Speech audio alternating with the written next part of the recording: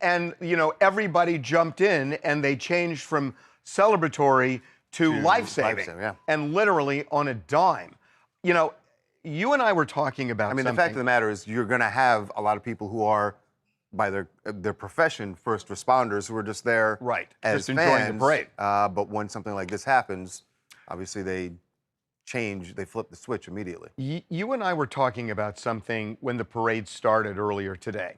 And I don't know if you remember this even, but I said something to you when Patrick Mahomes was in the crowd, and I said, look how great it is that they're interacting with the crowd. They feel safe, and this feels like home, and that the players were not reserved. They were trying in every way they could to interact with the fans because they did feel safe. And look, nothing happened while the players were there, but this is the reality of life in America now. If you go to an event and there are that many people around, you unfortunately have to have your head on a swivel because this is, and remember, this happens on, is it the 6th anniversary of the Marjorie Douglas high school shooting? Yeah. Yeah, I mean, I'm trying to be really careful on saying this, but in terms of how this happened or what the motivation was, I think it's relevant that the parade was over.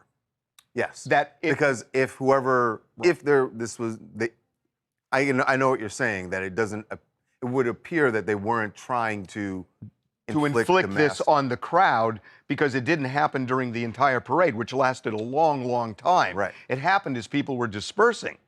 And again, I'm not sure what that means, but... And I will say this, I mean, I guess there is a difference as far as what someone's charged with once they have suspects in custody. But the bottom line is you still open fire for whatever reason in a huge crowd and you have mass casualties either way. It's still a mass shooting. I know what you're saying. No, it is a mass shooting. Yeah. And the thing that's perplexing is if this were really, between two people where it got out of control, how do that many people unrelated to them get shot? So it's very confusing to process this and really understand I guess it depends on how far apart they are and who's standing around, but it was a very densely populated event. True. Yeah. So. Christy, Orlando, Florida. Man, the shooting at the Kansas City parade today, it just breaks my heart. Fans just out trying to have fun, and the gun violence today, I don't understand it. My heart goes out to the families and the victims.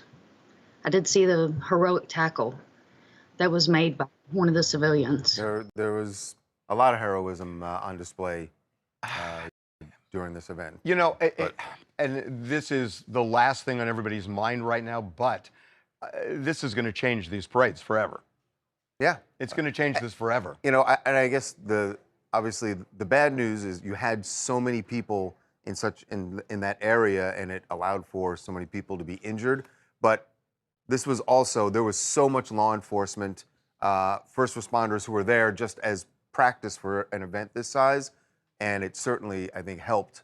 Absolutely. And obviously the citizens who just stepped in were a tremendous help. That was by the way, that's a big deal. That all these people, because the element of terror in all of them. The fact that they stayed there, they tried to subdue the gunmen, they were doing chest compressions on people who were injured, and these are people who were just celebrating and all of a sudden running for their lives, yet they still stayed, they jumped in. Yeah. It's kind of inspiring, actually, I gotta say. Is. Okay, we are gonna move on. Yes, move on to something that happened earlier in the day related to the Chiefs. Jason Kelce and his brother, what's that guy's name? That would be Travis Kelce. They did their podcast, and they were talking about sort of like them going over what had happened over the weekend in